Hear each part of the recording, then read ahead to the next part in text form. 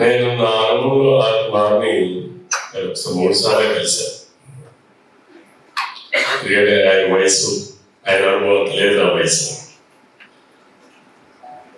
ఆయన గురించి ఇక్కడ మా కిట్టు ఉన్నాడు. మేమంతా కాకినాడలో చదువుకునే వాళ్ళం. వాళ్ళందరూ పోస్ట్ ఆయన ఇంజనీరింగ్ చదివాడు. ఇంజనీరింగ్ కిట్టు జేఎన్టీయూలో ఇంజనీరింగ్ చదువుకునేవాడు. నేను ఇప్పుడు 9వ చదివేవాడు. వాళ్ళందరికీ గార్డెన్గా బయట శ్రీరామూర్తి గారని త్వరగారికి పెద్దమ్మ గారు ఉంటాయి. పెద్దమ్మ గారు ఆయన మా గాడి. అంటే మా నాన్నగారు వీళ్ళన్నిటికీ దూరంగా ఉండాలని చెప్పి ఆయన పంపించారు. ఆయన రాజమండ్రి పంపించారు. రాజమండ్రిలో బాగా హాస్టల్ గొడవ చేస్తే వాళ్ళు బయట పంపిస్తే కాకినాడ. అప్పుడు ఆయన చెప్పేవారు, త్వరగాను ఆయన సమకాలీకులు బేబీ వాళ్ళిద్దరు కూడా ఇంచుమించుగా ఈక్వల్. ఆయన కాకినాడలో ఉండేవారు. మేము సినిమాకి వెళ్ళి వస్తున్నాం. సైకిల్ మీద వాళ్ళిద్దరు సినిమాకి వెళ్ళి వస్తుంటే పోలీసు వాడు పట్టుకున్నాడు. సెకండ్ షోకి వెళ్ళి వస్తుంది.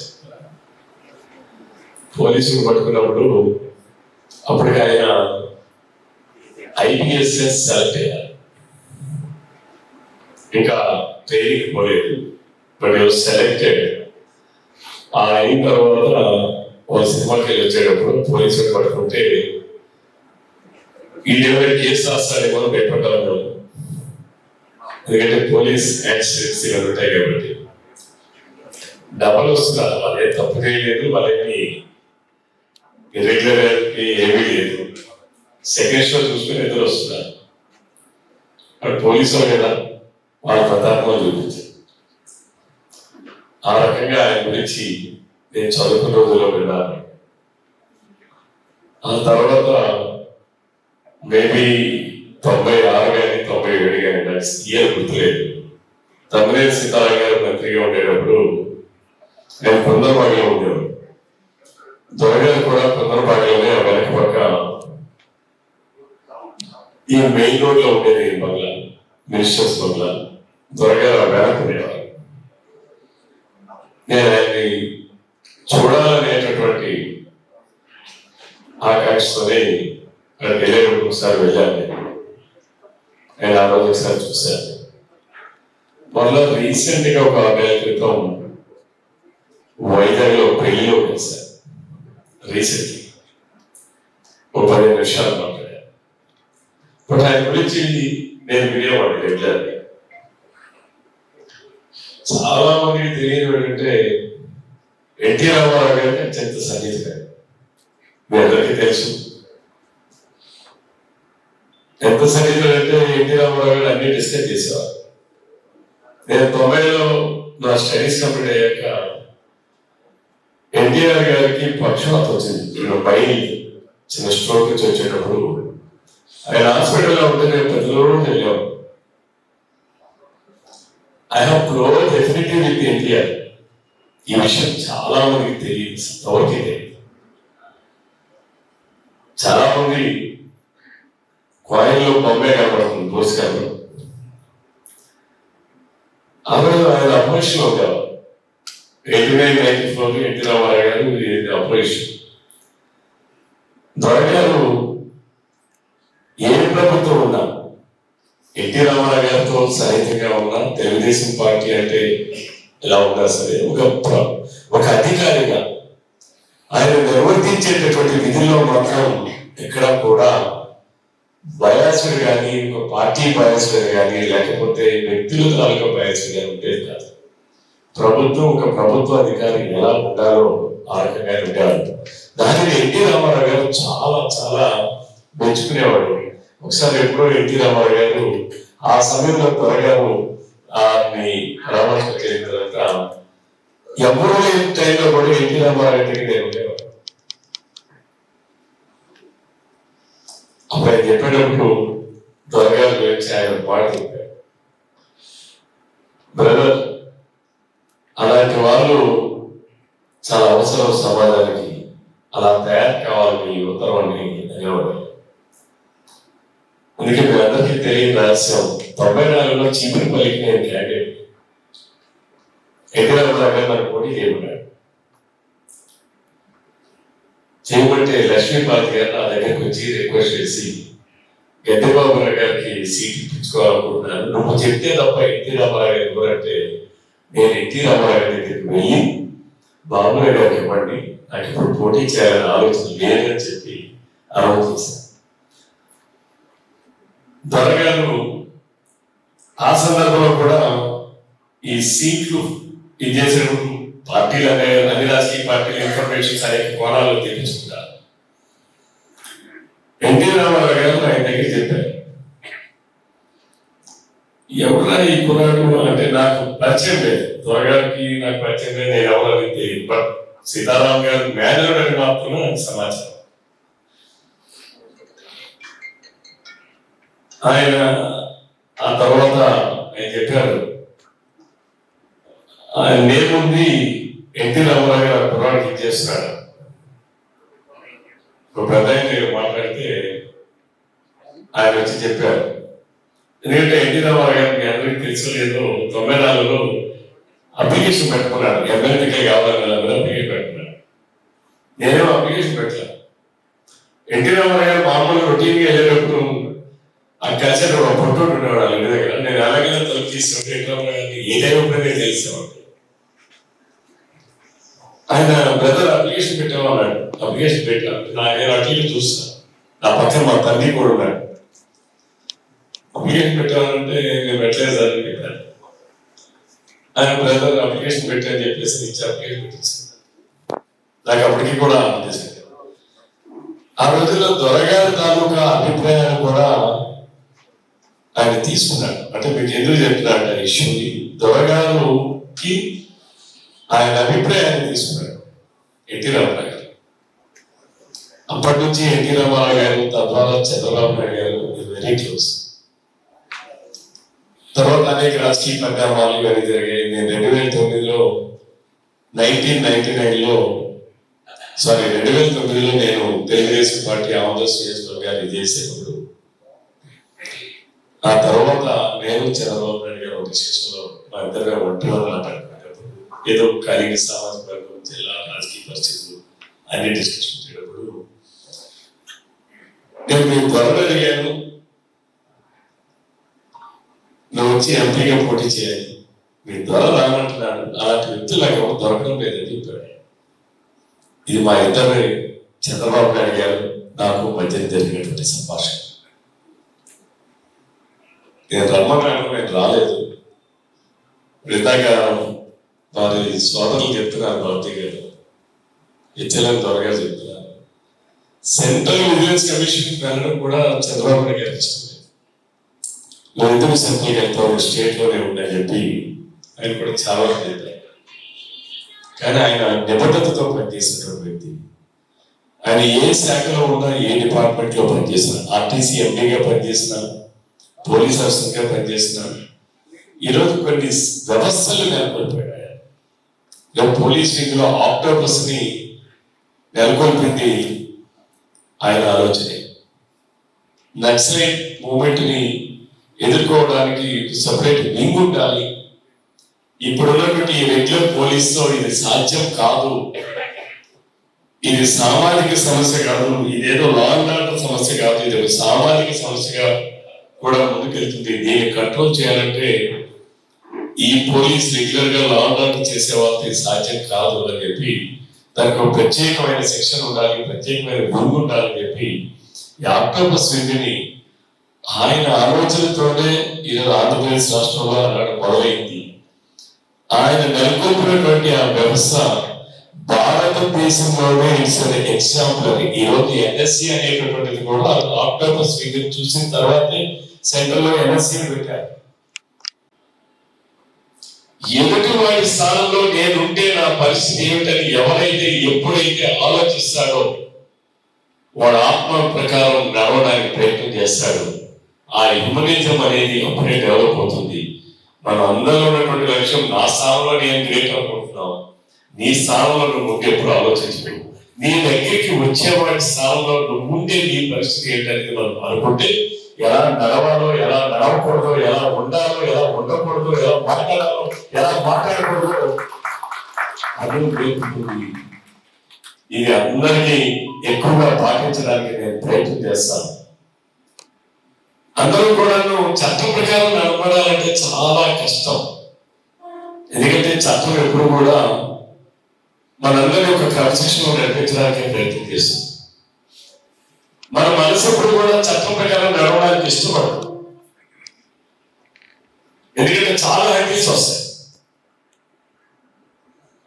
నిన్న ఫర్ ఎగ్జాంపుల్ మన కోరమరా గారిని సస్పెండ్ అయ్యారు, జాయిన్ అయిన 12 రోజులు. చాలా మంది నాకు ఫోన్ చేశారు, అదే మన సామాజిక వర్గాన్ని, వ్యక్తిని, మంచివాడిని, ఆనెస్ట్ ఆఫీసర్ని ఇమీడియట్ గా సస్పెండ్ చేశారు. బట్ నాకు తెలుసు గవర్నమెంట్ లో ఇటువంటి సిచ్యువేషన్ జరిగేటప్పుడు ఏదో జరుగుతుంది. గోపాల కాకపోతే అప్పారావు పోతాడు, అప్పారావు కాకపోతే సుబ్బారావు పోతాడు. ఎవరో ఒకరు ఒక సంఘటన జరిగినప్పుడు it is the lapse of the government, it is the lapse of the supervisor of the officers. అయితే దానికి ఎవరో కేంద్రం అటెండర్ తీసుకోరు. ఎవరైతే రెస్పాన్సిబుల్ ఆఫీసర్ వాళ్ళు తీసుకుంటారు. బట్ ఆయన హత్య కావచ్చు, లేకపోతే మన సమాజం హత్య అయి ఉండొచ్చు.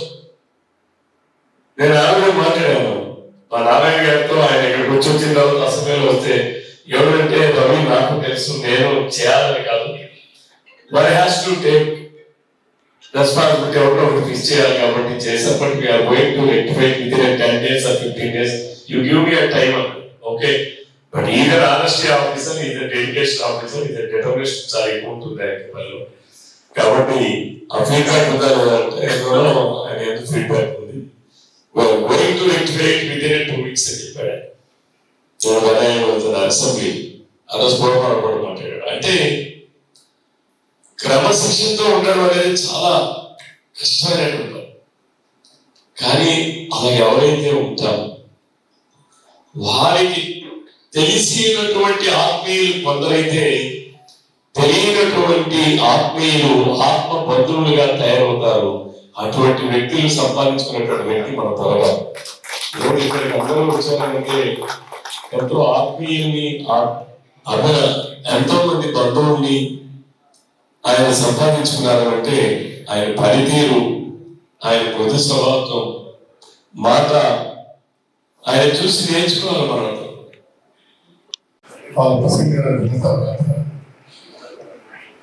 ఖచ్చితంగా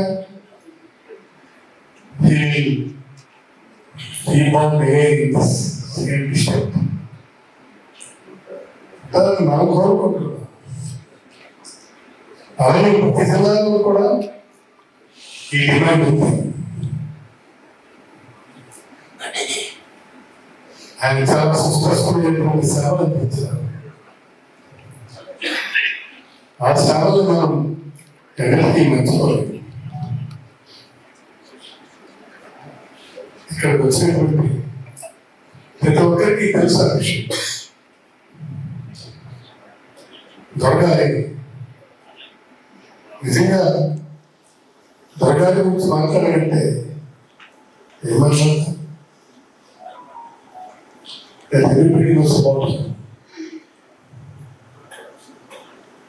ఆయన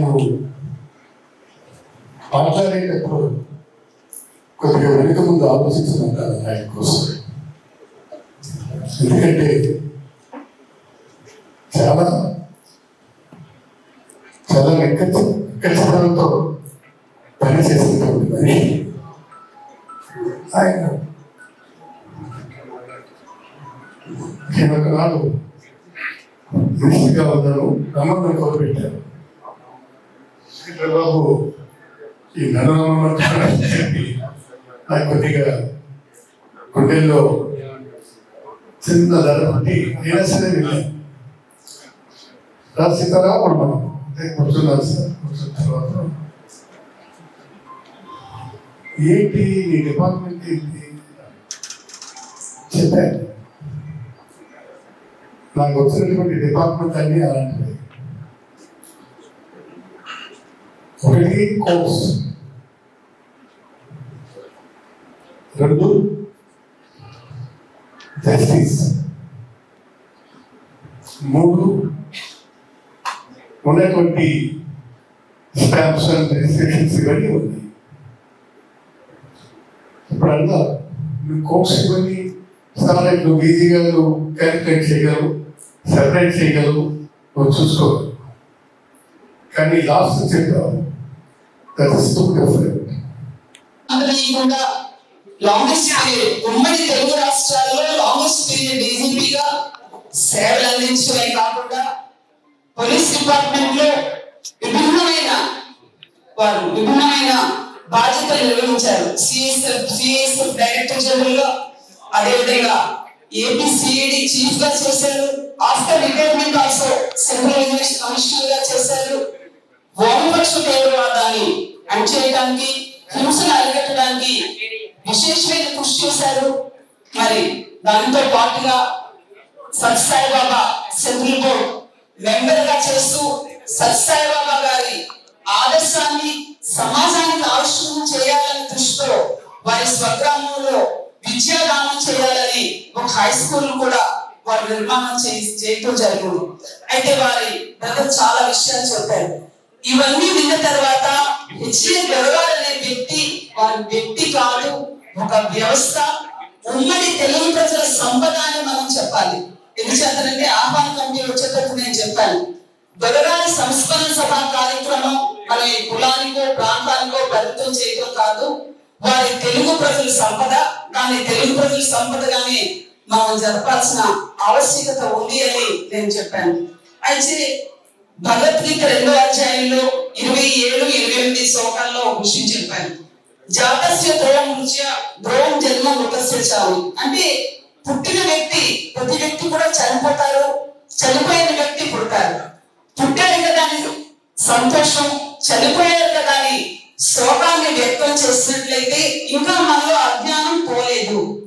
ఎప్పుడైనా చావు రావచ్చు అని ప్రతి క్షణం సంతృప్తిగా జీవించిన వారే బ్రహ్మజ్ఞాని అవుతారు అని భగవద్గీతలో చెప్పారు. ఆ విధంగా వారు ప్రతి క్షణం కూడా సంతృప్తిగా జీవిస్తూ వృత్తిరీత్యా ఎటువంటి కలంకం లేకుండా దొరగారు మా మనిషి, దొరగారు మా ప్రాంతవాసి, దొరగారు మా కుటుంబ సభ్యుడు అని గర్వంగా చెప్పుకునే విధంగా వారు ప్రవర్తించేవాడు. అంత కానీ ప్రవర్తన కానీ జీవన విధానం కానీ. అందుచేతని మృత జీవులు ఉంటారు అంటారు. జీవన మృతులు కొంతమంది ఉంటే మరికొంతమంది మృత జీవులు అంటారు. అంటే మరణించి కూడా మన అందరిలో జీవించి ఉండే వ్యక్తి దొరగారు. హిందూ ధర్మశాస్త్రంలో ఏ విధంగా చెప్పారంటే, మృత్యు అంటే 3 క్షణాలు ముఖాగ్ని, చావు అంటే 6 అడుగులు మరుభూమి, మరణం అంటే 4 నాళ్ళ కన్నీరు.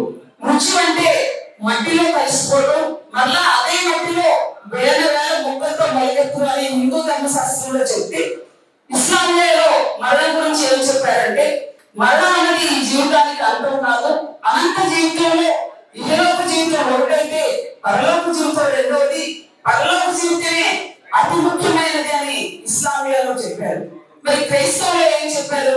మరణం అంటే అది శరీరానికి సంబంధించింది మాత్రమే, ఆత్మకు చావలేదు, జీసస్ పైన విశ్వాసం ఉంటే మళ్ళా మనం జన్మిస్తామని చెప్పారు. అందుచేతనే మన పురాణాల్లో కానీ ఇతిహాసాల్లో కానీ ఎందులో మనం చూసినట్లయినా మరణాన్ని ఎలా జయించాలి అన్న దానికంటే మరణాన్ని సహజమైన చర్యగా ఏ విధంగా తీసుకోవాలన్నది మాత్రమే చెప్పారు. అంటే దొరగారి గురించి ఒక విషయంలో మనం చెప్పాలి అంటే, ఏకీ నామ సుభిక్షణ పుష్పేనా సుగంధిక వాజితం తత్తనం సర్వం సుభుత్రేనా కులం కదా అన్నారు. అంటే చీమలు చూడని చిట్టడలో, ఒక దట్టమైన అడవిలో ఎన్ని వృక్షాలు ఉన్నా ఒక సుగంధభరితమైన వృక్షం ఉన్నట్లయితే ఆ అడవంతా సుగంధి భరిత అవుతుంది అన్నది దొరగారి విషయానికి అది నిలువెత్తు నిదర్శనాన్ని ఈ సందర్భంగా మనం చేస్తా ఉన్నాను. శ్రీకాకుళం జిల్లాలో ఫస్ట్ ఐపీ అను సత్యనారాయణ గారి కుమారుడు అని పరశురామ గారి కుమారుడు. ది ఫస్ట్ ఐపీఎస్ విజయేంద్ర గారు. ఎంత ఘనకార్యం! స్వాతంత్రం వచ్చిన తర్వాత 75 ఏళ్ల చరిత్రలో స్వతంత్ర భారతంలో మొట్టమొదటి ఐపీఎస్. ఎంతటి చరిత్ర సృష్టించారు! మొట్టమొదటి ఐపీఎస్ గారు. ముఖ్యమంత్రుల్లో రామారావు గారు ప్రత్యేక శైలి. రామారావు గారు కూడా అప్రిషియేట్ చేసినటువంటి ఐపీఎస్ ఆఫీసర్. రామారావు గారు కొంతమందిని నమ్ముతారట ఆయన చరిత్ర నేను చదివాను, వీరు రాసిన చరిత్ర చదివాను. ఎన్టీఆర్ తో నేను అని ఒకటి రాశారు. అందులో రామారావు గారు నీతికి నిజాయితీకి మారుపేరని, చాలా గొప్ప ముఖ్యమంత్రి అని చెబుతూ, మరి రామారావు గారు కూడా విశ్వసించేటటువంటి ఒక గొప్ప డీజీపీ ఆఫీసర్ గా నేను విన్నాను. మరి ఎంత గొప్ప వ్యక్తి, ఇంత చరిత్ర సృష్టించినటువంటి వ్యక్తి. మన శ్రీకాకుళం జిల్లాకే కాదు, ఒక కులాలకు, ఒక ప్రాంతానికి, ఒక రీజన్, ఒక దేశానికి ఒక గొప్ప వ్యక్తి, ఒక జాతీయ నాయకుడిగా జాతీయ స్థాయిలో ఉన్నటువంటి వ్యక్తిగా ఏంటంటే మనం కీర్తించుకోవాలి, గుర్తుంచుకోవాలి. మహానుభావులు, మరణం తప్పదు. ప్రతి మనిషికి కూడా పుట్టిన వాడికి మరణం తప్పదు, మరణించిన వారి పుట్టుక తప్పదు. రవీంద్రనాథ్ ఠాగూర్ గారు చెప్తారు, human body is the temple of soul, soul is the temple of God. Then what are the births and deaths? Well, ఆయన question, births and deaths are filling and emptying of the soul.